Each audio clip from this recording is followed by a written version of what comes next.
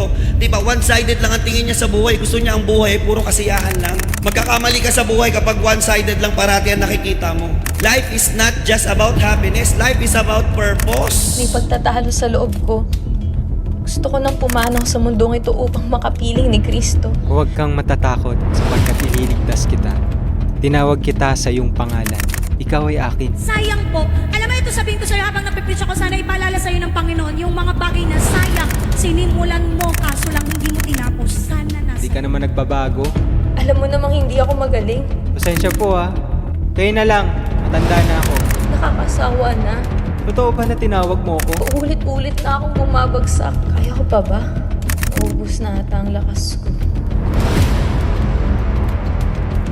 Nakakatakot ibigay ang lahat dahil baka maubusan, baka hindi mabalikan, baka sa dulo masaktan. Marami sa atin maapoy, pero hindi pinapadaloy. Marami sa atin ang daming bala, pero hindi pinapakita. Pero tatanungin kita, na ba talaga ang kaya mo? O pwede ka pang tumodo? Alam mo ba nung tinawag ka ng Diyos Ama, kinargahan ka niya ng lakas at tapang. Lakas na gawin ang pinapagawa niya. At ito ang boses ng Diyos Ama. Panahon na para tumodo ka. Panahon na para apakan mo ang inihanda niya. Panahon na para lakaran ang matagal mo ng panalangin. Panahon na para magpakabaliw sa pagsunod sa kanyang hangarin.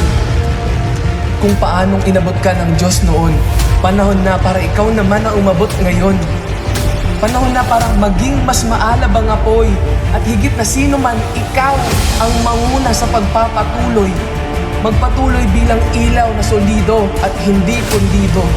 Alam mo bang madilim ang mundo? At ikaw ang inaantay ng Diyos na mag-ilaw nito. Alam mo bang nakakahawa ang apoy mo? Nung tinawag ka ng Diyos Ama, alam niyang may pwedeng humarang. Pero ganun pa man, isang bagay ang hanap niya. Solidong ikaw.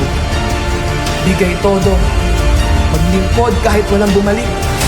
Buhos lahat. Magpagamit kahit walang kapalit. At ito ang sambit ng pusong nananabik. Panginoon, kung ayaw ng iba, ako po gusto ko. Panginoon, kung ayaw na ng iba, ako po gusto ko pa.